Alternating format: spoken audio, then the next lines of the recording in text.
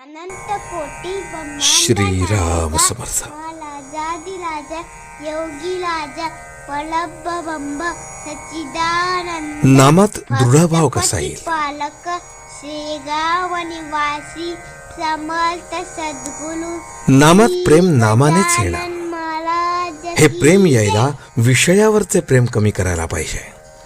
दृढनिष्ठा पाहिजे.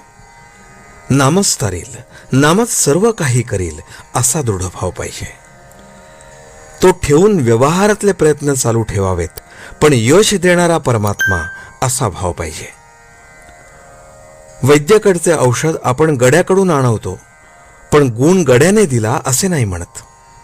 याच्याही पुढे जाऊन वैद्याच्या औषधाने आलेला गुण परमात्म्यानेच दिला असे का मानित नाही?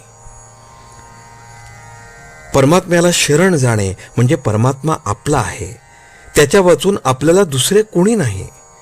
आपण काही करीत नसून सर्व तोच आपल्या हिताकरता करतो आहे असा दृढ विश्वास ठेवणे.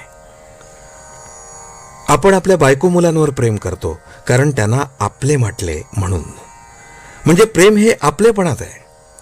मग परमात्म्याला आपले म्हटले म्हणजे सहजच त्याच्यावर प्रेम बसणार नाही का? दुसरे असे की भगवंत हा आपला जीवलग सखा आहे, तो सर्व काही आपल्या हिताकरताच करतो आहे असा विश्वास धरल्यावर काळजीला तरी जागा कुठे उरली? आपली देहबुद्धी नाहीशी होण्यातच आपले हित आहे. परमात्म्याच्या ठिकाणी आपलेपणा उत्पन्न व्हायला त्याच्या नामाशी पुष्कळ सहवास पाहिजे. सिद्धीच्या चमत्काराच्या पाठीस लागू नये, ती आपल्या मार्गात विघ्ने आहेत. उलट त्यांनी आपल्या पाठीस लागले पाहिजे. एखाद्याला साप चावत नाही, पण त्यात विशेष ते काय? सापात काय किंवा कशातही काय, भगवत भाव आपलेपणा पाहता यावा, म्हणजे कुणीही आपले शत्रू होणार नाहीत.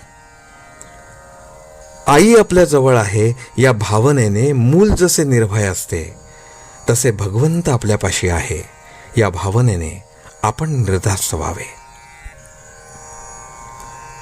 आपल्याला ज्या गावाला जायचे आहे त्या गावाची गाडी आली की नाही एवढे पाहावे. गाडीत कोण भेटतो याला फारसे महत्व नाही. समजा गाडीत आपल्याला कोणीच भेटले नाही तर आपण स्वस्थ झोप घेत आपल्या गावी जातो.